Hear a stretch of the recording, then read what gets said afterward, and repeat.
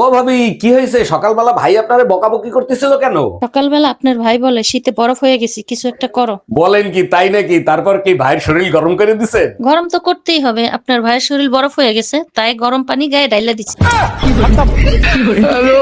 ও ভাবি, আপনাদের গিফটের দোকানে এত ভিড় কিসের? কোনো ঝামেলা হয়েছে নাকি? আরে অরুণ ভাই, ফেব্রুয়ারি মাস আসতেছে না, তার জন্য সবাই গিফট কেনার জন্য ভিড় জমাইছে। ফেব্রুয়ারি মাসে তো শিবরাত্রি, তার জন্য গিফট কেন কিনবে? আপনার তো কোনো গার্লফ্রেন্ড নাই, আপনি শিবরাত্রির জন্য ধুতরা ফুল কেনেন। এই জানো, আমার আংটিটা না খুঁজে পাচ্ছি না। আমার পকেটেও 2000 টাকা ছিল, খুঁজে পাচ্ছি না। ভালো করে খুঁজো তো। সারা ঘর তন্ন তন্ন করে খুঁজলাম, কোথাও পাইলাম না। এই দেখো তো, এইটা তোমার আংটি কিনা? আরে হ্যাঁ, এটাই তো আমার আংটি, কোথায় পাইলা? সেই পকেটেই পাইছি যে পকেটে 2000 টাকা ছিল। এই নিস্তালা রত্না ভাবির সাথে তোমার কি সম্পর্ক? সম্পর্ক? আমি তো তোমার ছাড়া অন্য কোনো মেয়ের দিকে ফিরেও তাকাই না। তাহলে রত্না ভাবি ভাইয়ের সাথে ঝগড়া করার সময় একথা কেন বললো? আরে বাবা, কি বলছে সেটা তো বলবা। যতদিন উপরওয়ালা আমার সাথে আছে ততদিন কেউ আমার কোনো ক্ষতি করতে পারবে না। আরে গাধা, উপরওয়ালা মানে আল্লাহর কথা বুঝাইছে। তোমাকে নিয়ে আজকে নাকি মসজিদে সবাই হাসাহাসি করছে। হুজুর বলছিল কে কে জান্নাতে যেতে চান হাত জাগান, আমি হাত জাগাই নাই, তাই সবাই হাসছে। আসবেই তো, গাধা নিয়ে সংসার করি, কেন হাত জাগাও নাই? তুমিই তো বলছিলে মসজিদ থেকে সোজা বাসায় আসবে, অন্য কোথাও যাবা না। অরুণ ভাই, গতকাল রাতে শীত একটু কম ছিল তাই না? শীত কম ছিল না, মাঝরাতে ভূমিকম্প হয়েছিল, আপনি টের পান নাই? বলেন কি, মাঝরাতে তো আমি সজাগ ছিলাম, কখন ভূমিকম্প হইলো টের পাইলাম না তো। আরে ভাবি, ভূমিকম্প হয়েছিল মাঝরাতে, বেলকনিতে বসে আপনাদের খাট কাঁপতে দেখছি। এই যে ভাইয়া শোনেন, জি বলেন। আমি আপনাকে অনেক ভালোবাসি, আই লাভ ইউ।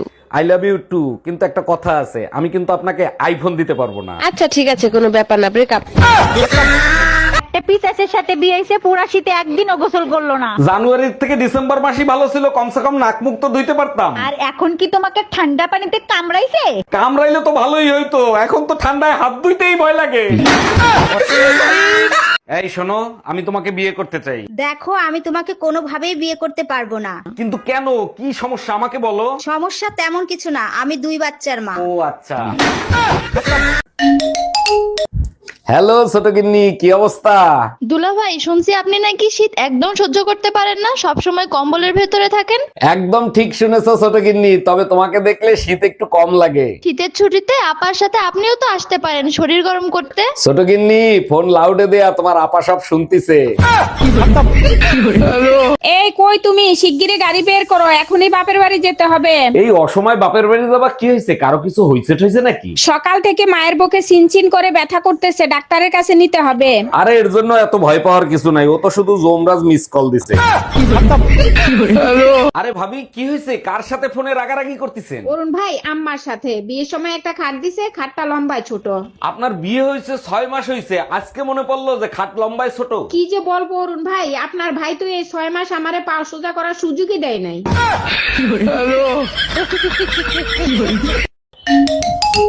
হ্যালো জামাই, গুগল অ্যাপস দিয়ে কিভাবে টাকা পেমেন্ট করে আমাকে একটু শিখাইয়া দাও না। আম্মাজান, আপনি এক কাজ করেন, গুগল অ্যাপস এর অ্যাকাউন্টে ঢোকেন। জামাই, গুগল অ্যাপস এর অ্যাকাউন্টে ঢুকছি। উপরে দেখেন সেন্ড মানি লেখা আছে, ওখানে টাচ করেন। হ্যাঁ জামাই, টাচ করছি। এবার আপনি আমার নাম্বারটা ওইখানে বসান। 449956 নাম্বার দিছি। এবার 10,000 টাকা ওইখানে তোলেন। জামাই, 10,000 টাকা তুলছি। এবার সেন্ড করেন। সেন্ড করছি, কিন্তু পিন নাম্বার চায়। এবার পিন নাম্বার দেন। জামাই, পিন নাম্বার দিছি। এই তো আপনি শিখে গেছেন।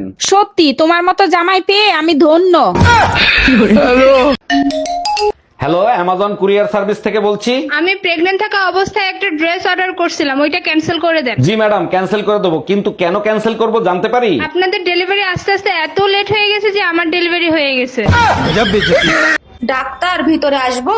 হ্যাঁ সিস্টার, আসেন। 12 নম্বর বেডের সাগর সাহেবের প্রেশারের খবর কি? ডাক্তার, এই নিয়ে 3বার প্রেসার মাপলাম, যতবার প্রেসার মাপি হাই দেখাই। আচ্ছা ঠিক আছে, এরপরে যখন সাগর সাহেবের প্রেশার মাপতে যাবেন, আপনার উপরে শার্টের বোতামটা লাগায় মাপবেন। এই শোনো, ছেলের কোচিং এর বেতন দিব, 5,000 টাকা দাও। বলো কি, কোচিং এর বেতন 5,000 টাকা? আমার বাপের জন্মেও শুনি নাই। তার মানে কি বলতে চাও, আমি তোমার কাছে মিথ্যা কথা বলতাছি? আরে আমি কি সেই কথা বলছি? বাবা অরুণ, তোমার কোচিং এর 5,000 টাকা নিয়ে যাও। আব্বু, কোচিং এর বেতন তো 5,000 টাকা না, 2,000 টাকা। 1 মিনিট দাঁড়াও। হ্যালো স্যার, আপনার কোচিং এর বেতন কত? কোচিং এর বেতন 500 টাকা, আজকেই পাঠিয়ে দিন। আজকে অনেক শীত পড়ছে, আমি বাসায় চলে গেলাম, তুমি যাবা না থাকবা? বেবি, শীত বেশি লাগলে আমারে জড়ায় ধরো, দেখবা শরীর গরম হয়ে যাবে। শীতে একদিনও গোসল করছস? তোর গাও দিয়ে মরা কুত্তার গন্ধ আসে। গোসল করলে তো শরীর পরিষ্কার হয়, মন পরিষ্কার হয় না। আমার মন তো পরিষ্কার। বাবু, দেখো তোমার সাথে আমি রিলেশন রাখতে পারবো না, ব্রেকআপ। কিন্তু বেবি, তুমি তো সবসময় বলতা আমি তোমার স্বপ্নের রাজকুমার। হ্যাঁ বলছি তো, কি হয়েছে? তো হঠাৎ করে এমন কি হলো? এখন আমার ঘুম ভেঙে গেছে।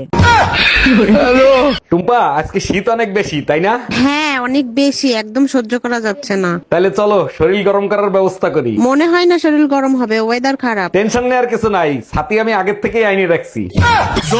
এই শোনো, তোমাকে একটা মূল্যবান কথা বলবো, সারা জীবন মনে রাখবা। হ্যাঁ বলো, কি মূল্যবান কথা? মায়ের মতো বউকে সম্মান দিয়ে কথা বলবা।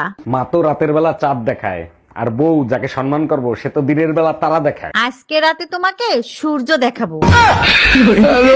ডাক্তার, আমার বউয়ের রিপোর্ট দেখছেন? রিপোর্টে সব ঠিকঠাক আছে তো? কংগ্রেচুলেশনস অরুণ সাহেব, আপনার বউ 6 মাসে প্রেগনেন্ট। আরে ডাক্তার, এইটা কিভাবে সম্ভব? আমি তো বিয়েই করছি 3 মাস হয়েছে। আপনার বইয়ের ভালোবাসা অনেক গভীর তো, তাই বিয়ের আগে প্রেগনেন্ট হয়ে গেছে। এই কি হয়েছে তোমার? বমি করতেছো কেন? কোনো সুসংবাদ আছে নাকি? আরে না, পেয়ারা খাইছিলাম, পেয়ারা অর্ধেক খেয়ে দেখি ওর ভিতরে পোকা। আরে বাবা, পেয়ারার ভিতর পোকা ফেলাই দিতা, তার জন্য বমি করবা কেন? আরে পেয়ারা অর্ধেক খাওয়ার পরে দেখি পোকা অর্ধেক রয়ে গেছে।